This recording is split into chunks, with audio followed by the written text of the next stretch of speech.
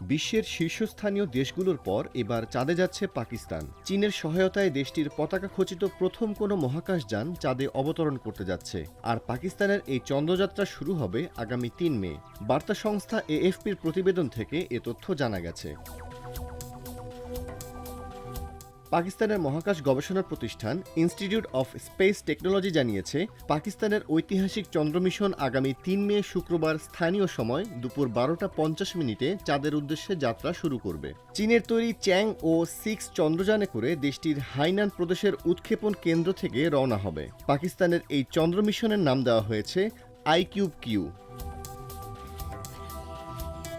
Institute of speech technology জানিয়েছে, পাকিস্তানের iQube-Q মহাকাশ স্যাটেলাইটটি তৈরি করেছে তারা। এক্ষেত্রে সহায়তা করেছে চীনের সাংহাই ইউনিভার্সিটি ও পাকিস্তানের জাতীয় মহাকাশ গবেষণা প্রতিষ্ঠান সুপারকো। তারা আরও জানিয়েছে, আইকিউব-কিউ এর 2টি অপটিক্যাল ক্যামেরা সংযুক্ত করা হয়েছে, যা দিয়ে চন্দ্রপৃষ্ঠের ছবি তোলা যাবে। আইএসটি জানিয়েছে, তাদের অফিসিয়াল ওয়েবসাইট ও সামাজিক যোগাযোগ মাধ্যম প্ল্যাটফর্মগুলোতে এই উৎক্ষেপণের বিষয়টি সরাসরি সম্প্রচার করা হবে।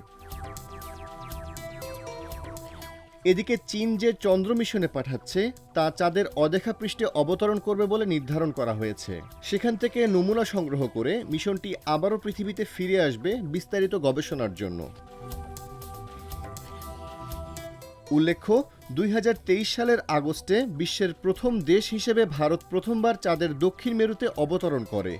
এর মধ্যে উপমহাদেশের প্রথম দেশ হিসেবেও চাঁদে মিশন পাঠানোর গৌরব অর্জন করে দেশটি। একই সঙ্গে সবচেয়ে কম খরচে চাঁদে মিশন পাঠিয়ে বেশ প্রশংসা অর্জন করে ভারত। এবার উপমহাদেশের দ্বিতীয় দেশ হিসেবে চাঁদে মিশন পাঠাতে যাচ্ছে পাকিস্তান। যদিও ভারতের চন্দ্র মিশন দেশটির একার প্রকল্প, তবে পাকিস্তানের চন্দ্র মিশনে সহায়তা করছে চীন।